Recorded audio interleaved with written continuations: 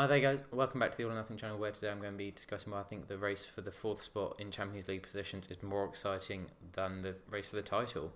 Now, I'm a Man City fan. You know, I'm excited. I want to win the title. And that, looking at the teams we have, looking at what's at stake, we have four brilliant teams right now that are fighting for one Champions League spot that's left. I mean, see, we have Man City pretty much looking like they're going to win the title, 10 points clear already. Then you have Chelsea and Liverpool duking out for that second position, really. And then you have Arsenal, West Ham, Tottenham, and Manchester United all tossing it up, trying to get that fourth Champions League spot. Now we have Arsenal on 35 points, West Ham on 34, Tottenham on 33 points, and Manchester United on 31. Tottenham have 2 games in hand, and Manchester United have 1. Now, this is such a close fight between the four of them. You have Arsenal, who looked like they were revived all of a sudden against Man City, but had a massive drop in form, losing against Nottingham Forest, and quite surprisingly no shots on target at all in the 90 minutes. West Ham, who have a bit of an injury issue at the minute. Cresswell just came back in the side for the Norwich game, but you still have Kurt Zuma out with an injury, and Ben Johnson still sort of being embedded into that squad, with the signings of Vlasic and Krau still sort of finding their feet there. And then you have Tottenham, who still trying to adapt to life under Antonio Conte, looking like they're getting knocked out of the Carabao Cup, and still sort of finding what works for them. And then you have United, who look a mess under Ralf Rangnick. The players don't want to run. The players don't really know what to do. They're being saved their blushes by David De Gea, who is absolutely working wonders for them this season. He has the highest post-shot XG at plus 7.5 goals saved. That just shows how abysmal that United defence has been and how much David De Gea is saving their graces right now. I mean, the loss against Wolves was embarrassing. Any team's midfield is absolutely going to run through Manchester United right now, and it just doesn't look good if you're a United fan. I'm happy to see that, obviously. A lot of people are happy to see that, but if you're a United fan, you've got to be wondering, what's going on here? Brought Phil Jones in, and he looked better than Harry Maguire has all season. So, yeah, why are the players not working? You've had a new manager in. This is meant to bring a bit of energy to the squad, but it's just seemed to have the adverse effect. You have players like Ronaldo, who just isn't apparently enjoying this new manager, and PSG apparently looking to sign him maybe in the summer, which is very interesting. Now you have Tottenham as well struggling. Ndombele getting booed off by the fans against Morecambe, just absolutely embarrassing. Doesn't look like he'll be playing for Tottenham again. Probably going to try and be sold either in this January window or in the summer, but nowhere is going to match his valuation for them.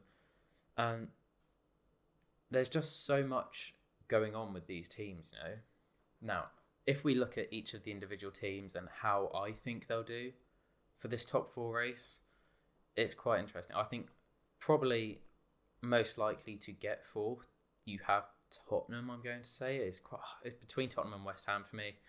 Personally, I'm going to say Tottenham. You just have a better manager and better players, Now, Tottenham have an XG of 27.4 and have only scored 24 goals, which is largely due to Harry Kane's massive deficiencies this season, and you're wondering when it's going to pick up for him. It's looking just like he's not having a good season, which is really weird, because when we think about what Conte did with Lukaku last season at Inter, made him an absolute beast, and just sort of waiting for it to click with Kane. And, just wondering when it will, if it will, and what's the plan if it doesn't, because you have now Son injured out probably till the end of January by the looks of it, trying to get Adama Traore, but you don't really have a backup striker at Tottenham. So what's the plan there? How are they going to adapt, and how will they carry on this push for 4th if Harry Kane's goals don't start coming thick and fast? Now, who I think will get 5th, just purely due to the European situation, and that is West Ham. Yeah, they're absolutely running their socks off for David Moyes, putting in amazing performances week in, week out. They have an XG of 28.9, so it's basically called that 29.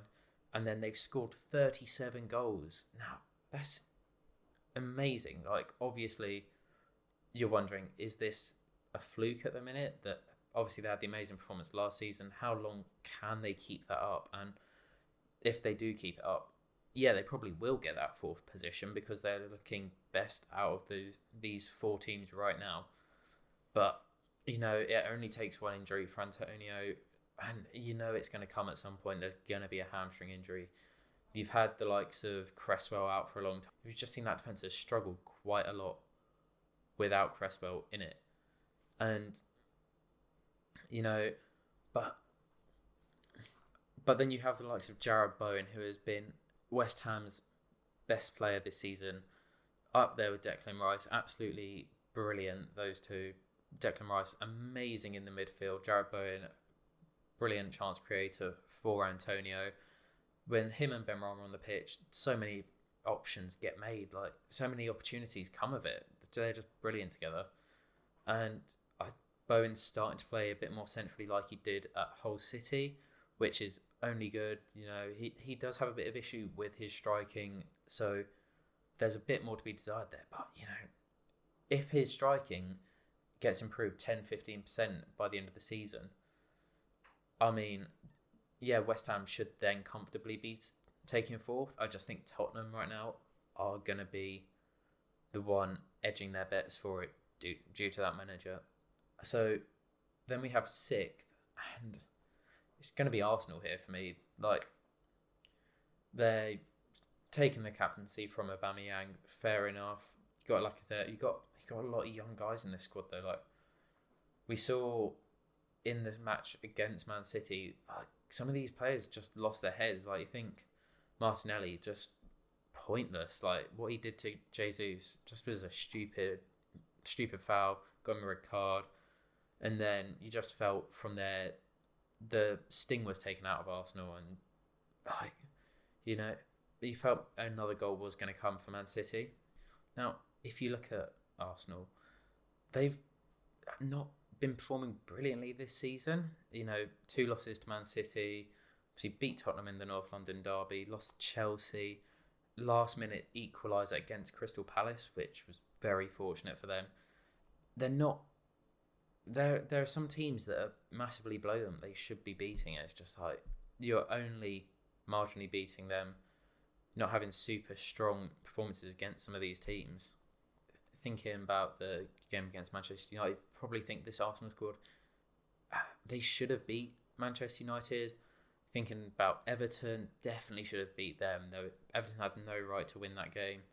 And obviously one of the most jarring ones for them this season was that loss to Nottingham Forest, which that can't be happening if you're Arsenal. If you're trying to push for top 4, you're losing to Nottingham Forest. That's pretty dire, and not getting a single shot on target.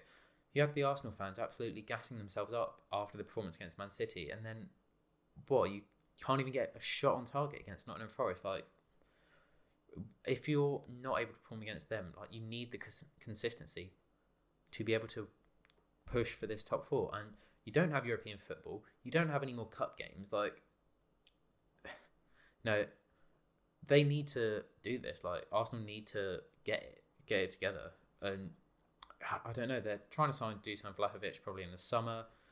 He keeps snubbing them, which I think is brilliant. He says he has aspirations for elite football, which is brilliant to see in a striker. And yeah, just Arsenal are only just outperforming their XG. Arsenal are playing some pretty good football. They're having one of the highest success percentage of pressing in the league. And, they're winning the ball back as soon as they lose it, really. They're really pushing for that. But they need to be getting more of these chances and taking Aubameyang out, your best striker. And then, you have Lacazette in, and he's not going to be as lethal in the box as Aubameyang was. That's just fact. So, you really need Arsenal to be applying more of themselves. And, you have these young guys, like I said, who we don't know where their ceiling is. They have a long way to develop still. And you just hope that having these young guys it gives the squad the energy they need, and they can keep up the performances, and they don't lose their heads really. Now, moving on to the most embarrassing team in Premier League football right now, I would say in Manchester United. Just what is going on here? Like, you have a team where the players aren't running for the manager. He's only been in for 2 months now. They have no drive to do it. And it's just embarrassing. Like, you're a Manchester United player. Like, sorry, you're playing for allegedly the biggest club in Europe. Like, why should you need motivating? You should be motivating yourself for that. Like, it's just farcical. Like, these guys aren't putting in the effort that Rangnick requires. Some of them are. Like, Fred has had an absolute turnaround in form since Rangnick's come in. Like, he's been one of their best players, I would say, from what I've seen. I don't watch a lot of Manchester United, but what I do see, Fred's been pretty damn good.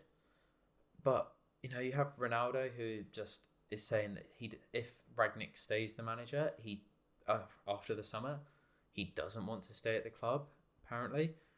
And, you know, you had Luke Shaw coming out in the press saying that the manager needs to come up with some new ideas and that.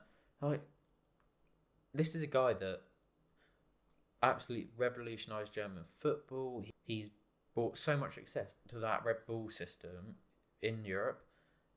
And yet, like, these guys don't want anything to do with it. There's such a deep-rooted problem at Manchester United that, you know, I see them going in the Conference League probably this season, which is, like, come on, you're Manchester United, man. Like, are you really going to be in the Conference League?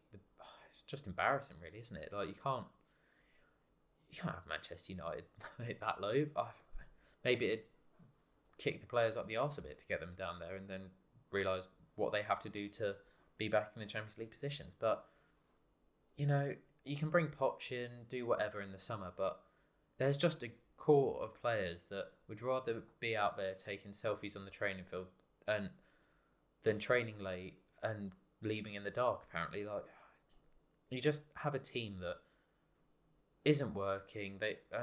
You know, it might be a case that they need to get their fitness up. You're waiting for the performances to slowly tick in, but there's only 19 more games in the season. Like, how many games do you leave it before you have to change up the system to something they're more familiar with, that the manager's less comfortable with? There's going to be a point where if it doesn't click, when do you make that decision? Like, it's got to come at some point, and, you know, when does it come? Because if we're looking back at Manchester United's recent run of games, you know, the FA Cup game against Villa, that VAR decision, yeah, I'm not even going into that. You have the Wolves game, absolutely got just mugged off there. Burnley, you should be beating Burnley. Newcastle, they did not deserve to win that. Newcastle were running them riot. Norwich, they were saved by a lucky penalty there. That should have been a draw or a loss probably for them. You know, just what is going on? Just, it's so... I don't have a problem seeing it. You know, I'm happy to see Manchester United doing bad, but, like, if you're a United fan, it's just, yeah, it's sad to see if you're a United fan, clearly, because how can this club, you're reaching nearly a decade without a Premier League title now, and, you know, you brought Cristiano Ronaldo in, you finished second last season, you've brought Jadon Sancho in. These guys were meant to make you win the Premier League, but now you're 5 places, you're probably going to be 5-6 places back from where you finished last season, having changed your manager in hopes that it would make you get into the Champions League positions, who's then going to be in this consultation role for the club, and, like, you know, you're just wondering where it's going to go. So then, guys, those are my thoughts on the situation. We're going to have Tottenham in 4th, West Ham in 5th. it's going to be tight between those two. So that can change. Arsenal in 6th because of the consistency. There's no consistency there. And I know you can say that about West Ham as well, but they've had two of their main defenders out already this season. So there's that. And then, Manchester United in 7th, which bit of a fall from grace for last season for them, but I'm not complaining, and I'm sure most other fans aren't complaining. But let me know your thoughts down below. Make sure you guys like the video if you enjoyed it. Subscribe to the channel as we've got plenty more content coming this year. Thank you guys. Bye.